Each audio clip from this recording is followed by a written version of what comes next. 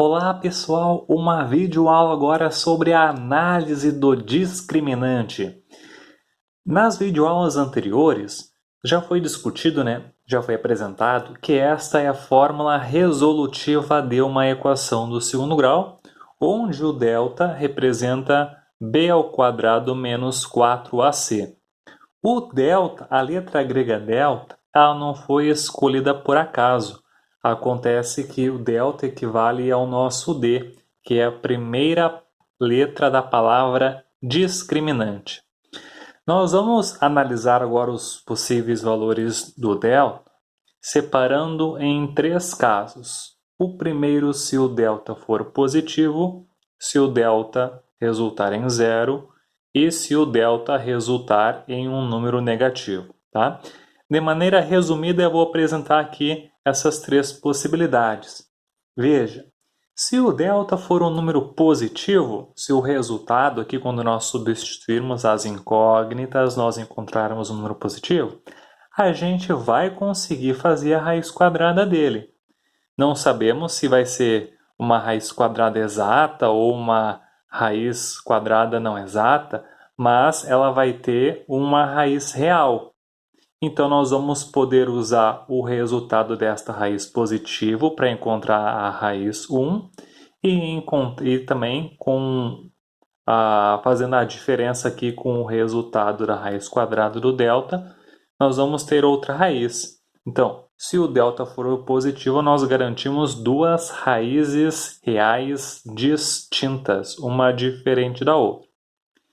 Agora, se o delta for zero, vejam só, raiz quadrada de zero existe. Só que esta parte aqui vai ser nula, porque se a gente somar com zero, subtrair com zero, não vai fazer diferença. Então, se o delta for zero, nós vamos ter apenas uma única raiz, também chamada de raiz dupla. E se o delta for negativo, vejam só, nos números reais, existe raiz quadrada de número negativo? Não. Então, se nós encontrarmos um delta negativo, nós já sabemos que não vamos ter raiz real para a equação dada. Tá? Partindo então dessa primeira parte resumida, vamos ver três exemplos, um exemplo para cada possibilidade. Segue então o primeiro caso, este exemplo aqui preparado já previamente, para o delta ser maior do que zero. Vejam só, já identifiquei os coeficientes da minha equação do segundo grau, vamos então determinar o valor do delta. Lembrando, fica a dica de sempre substituir os coeficientes fazendo o uso do parênteses. Então, aqui vai ficar menos 3 ao quadrado, menos 4 vezes o A vezes o C. Então, nós temos aqui, vai dar 9. Neste exemplo, o delta é 1, ou seja, ele é maior que zero. Vamos substituir na equação, na fórmula resolutiva. Menos b, o b é menos 3, mais ou menos raiz do delta, que é 1. Então, se o exercício pedisse assim, verifique quantas raízes reais o exercício vai ter, nós já sabemos que são duas. Já sabemos que são duas. Agora, se ele perguntar qual é o conjunto solução, quais são as raízes, aí sim a gente precisa fazer a segunda parte, que é usar a fórmula resolutiva. Se fosse para concluir sobre as raízes, delta maior que 1, já sabemos que tem duas raízes. O que eu estou fazendo aqui agora é encontrar que raízes são essas. Então, o denominador é 2 vezes o A, que é 1.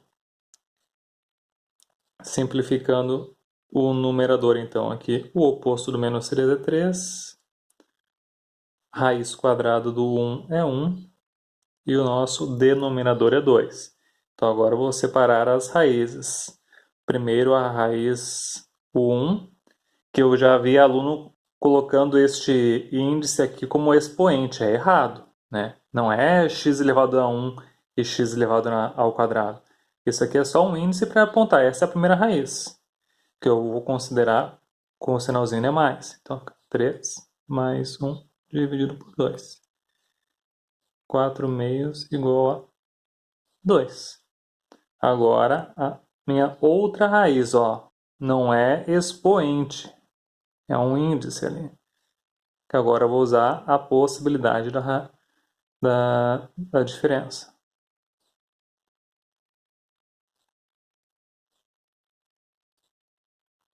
Então, o conjunto solução, colocar aqui em ordem crescente, né, o conjunto solução, tanto o x igual a 1 como o x igual a 2. Vamos analisar agora quando o delta é igual a zero. Segue exemplo agora então quando o delta é igual a zero, né? Já adiantando aqui que quando o delta é igual a zero, vamos ter uma única raiz real, também chamada de raiz dupla. Já identifiquei aqui os coeficientes, agora eu já tenho tudo o que precisa para determinar quem é o delta. Então, fica 10 ao quadrado menos 4 vezes o A vezes o C.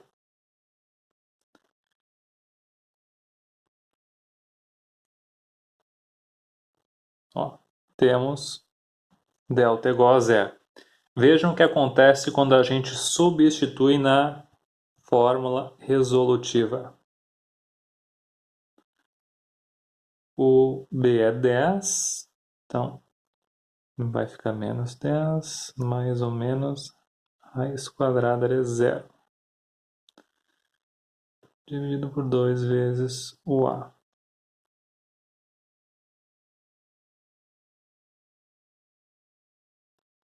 Raiz quadrada do zero é zero. Vejam só o que vai acontecer quando nós calcularmos as raízes aqui uma a uma. Primeiro, considerando aqui o mais, vai ficar menos 10 mais zero dividido por 2. Isso aqui vai dar o quê? Menos 10 meios, que é igual a menos 5. E o mesmo resultado nós vamos encontrar quando procurarmos a raiz na possibilidade de usar a diferença. Vejam só. Menos 10 menos zero é menos 10, então a gente vai de novo encontrar o menos 5.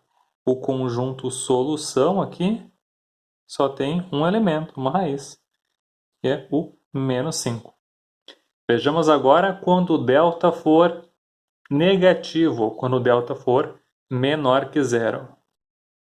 Última possibilidade, né? A última análise do discriminante, quando é menor que zero, não vamos ter a raiz real. Vejam só. Para esta equação, já identifiquei os coeficientes, vamos determinar agora o valor do delta.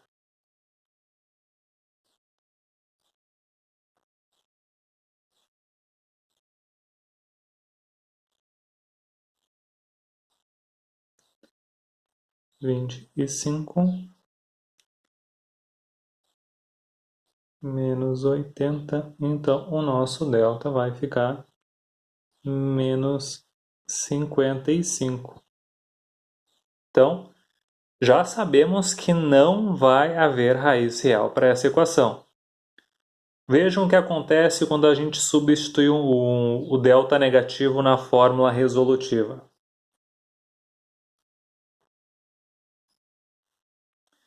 B é 5, então fica menos 5, mais ou menos raiz quadrada de menos 55. Aqui já o A é 2, então desenvolvendo essa expressão o máximo que a gente consegue, a gente vai chegar nisso daqui. Lembrando que a gente já sabe que não vai ter raiz real. Ó, nos reais, existe raiz quadrada de menos 55? Não. Então, não vamos conseguir desenvolver mais do que isso daqui, certo? Então, ó, o nosso conjunto solução é vazio, que a gente pode representar dessa maneira ou dessa daqui. Não, ou seja, né, já relembrando aqui o que significa raiz para uma equação. Raiz é o número que a gente substitui aqui na nossa incógnita e faz com que o lado da esquerda seja igual ao lado da direita. Ou seja, não existe número real para a gente substituir aqui no x que faça com que o lado da esquerda dê igual a zero. Ó, ficou até uma carinha do mosquito aqui. Certo? Final da nossa videoaula. Beijo e abraço.